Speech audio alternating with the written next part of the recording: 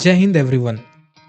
आज हम एक बहुत ही इंटरेस्टिंग सवाल के ऊपर बात करने जा रहे हैं, जो ये है कि आपने सोलर सिस्टम के हमारे सारे प्लैनेट्स को देखे होंगे और उनमें एक चीज़ ऑब्जर्व किया होगा कि उनके जो सारे शेप होते हैं वो ऑलमोस्ट एक तरीके के दिखते हैं, जो कि एक तरह से कह सकते हैं गोल शेप के दिखते हैं या स्फीयर शेप के दिखते हैं।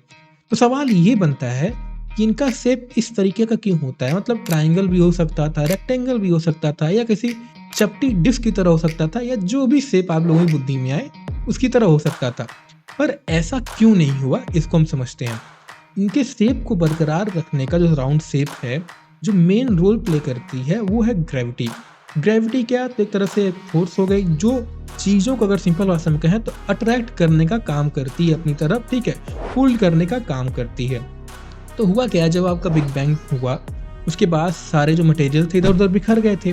बिखरने के बाद जब वो एक जगह इकट्ठा होने स्टार्ट हुए तो इकट्ठा होते होते क्यों स्टार्ट हुए? Because of gravity only. तो जब इकट्ठा होना स्टार्ट किए तो जैसे जैसे इनका साइज बढ़ता गया, एक क्लम्प कह सकते हैं उसकी तरह, ठीक है।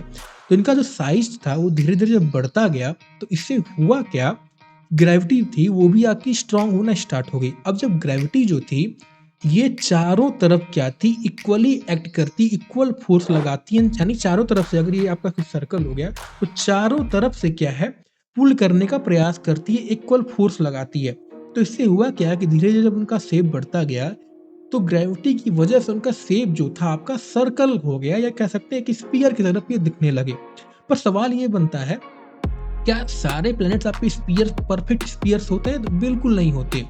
क्यों नहीं होते? क्योंकि आपने नोटिस किया होगा और आप जानते भी होंगे हो सके कि ये जो होते हैं हमारे सारे प्लैनेट्स इक्वेटर के अराउंड या सेंटर में बल्ज आउट होते हैं, उभरे हुए होते हैं। क्यों उभरे हुए होते हैं? क्यों? यहाँ पे रोटेशन की वजह से सारे प्लैनेट रोटेट करते हैं, उससे यहाँ पे एक फोर्स एक्ट करती है जिसे सेंट्रीफ्यूगल फोर्स कहा जाता है, जो क्या करती है, इनको बेसिकली बल्ज आउट कर देती है। इस वजह से सारे प्लैनेट्स हम कह सकते हैं स्फीयर्स, परफेक्ट स्फीयर्स नहीं होते। ये क्या है, इन्हें हम डिस्क्राइब कर सकते हैं एज एन ऑबलेट स्फेरॉइड, या अर्थ के केस में से जियोइड भी हम कहते हैं, ठीक है।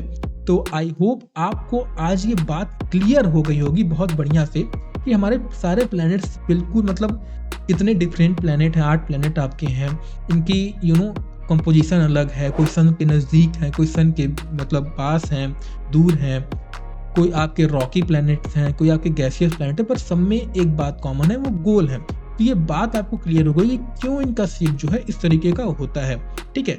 तो मिलते हैं आपको अगले ऐसे ही वीडियो में। आई होप आपको ये पसंद आई हो। जय हिंद।